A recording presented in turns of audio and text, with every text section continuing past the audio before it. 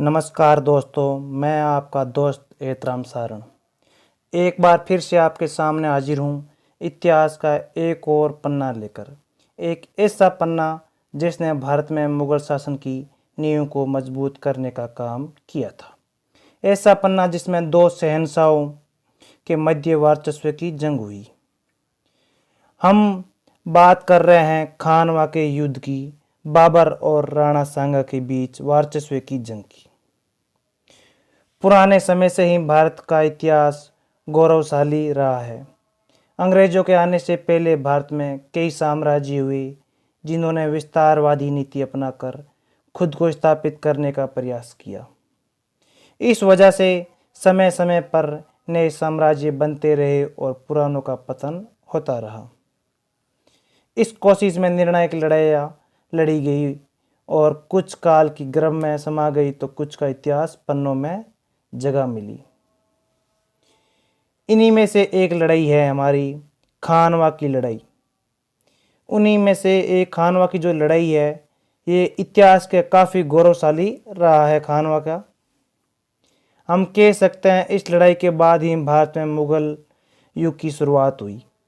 भारतीय इतिहास की बड़ी लड़ाई में से एक है, इसलिए इसके पहलू को जानना दिलचस्प है। बात 15वीं ईस्वी की आसपास की है। बाबर हिंदुस्तान फतेह करने के लिए अपने लश्कर के साथ निकला था। हिंदुस्तान को फतेह करने के लक्ष्य काफ़ी बड़ा था, इसलिए उसने अपने साथ एक बहुत बड़ी फौज को तैयार किया था। माना जाता है बाबर काबुल से निकलकर लंबे सफ़र के साथ झेलम नदी तक पहुंचने में कामयाब रहा। कुछ समय रुककर बाबर हिंदुस्तान में प्रवेश करने में सफल रहा था।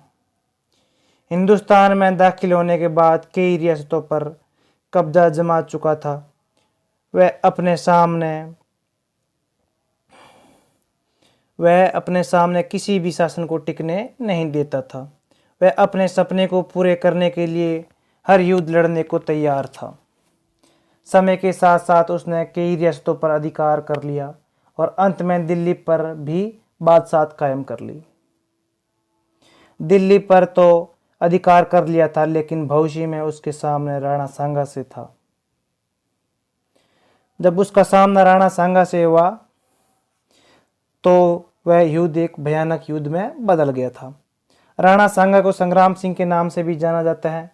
रायमल के पुत्र थे। अपने शासनकाल में दिल्ली और मालवा पर भी चढ़ाई कर चुके थे सांगा। माना जाता है उस समय भारत में कोई ऐसा शासक नहीं था जो राणा सांगा से टक्कर ले सके। लेकिन बाबर का दिल्ली पर अधिकार सांगा के लिए एक बुरा संकेत था। राणा सांगा दिल्ली में अफगानों का शासन समाप्त कर राजपूतों का शासन लाना चाहते थे दिल्ली में, और उधर बाबर पूरे भारत पर कब्जा जमाने का सपना देख रहा था।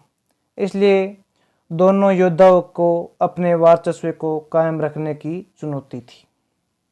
हिंदुस्तान में अपने शासन को जिंदा रखने और मजबूत बनाने के लिए बाबर की फौज किसी न किसी राज्य पर हमला करके उस पर अधिकार कर लेती थी। इस तरह बाबर की भूख बढ़ती जा रही थी। उसे रोकने के लिए कोई भी शासक उसके सामने नहीं आ रहा था। इधर सांगा सोचते थे कि बाबर भी अन्य की तरह लूटपाट करके वापस चला जाएगा, लेकिन ऐसा नहीं हुआ था। बाबर ने कालपी, बयाना, आगरा, धौलपुर तक अपना अधिकार कर लिया था, जो सांगा के अधिकार क्षेत्र थे।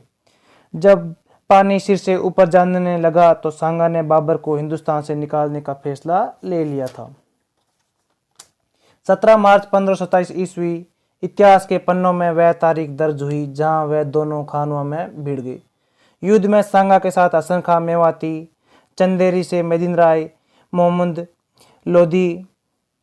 लोधी और अन्य भी शामिल थे। सांगा के सामने करने के लिए बाबर अपनी लश्कर के साथ फतेहपुर सीकरी पहुंचा और वहां राणा सांगा और उसके सहयोगी बाबर का इंतजार कर रहे थे।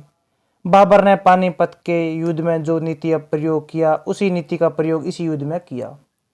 सांगा की सेना वीरता से बाबर की 20,000 से अधिक सेना पर भारी पड़ रही थी।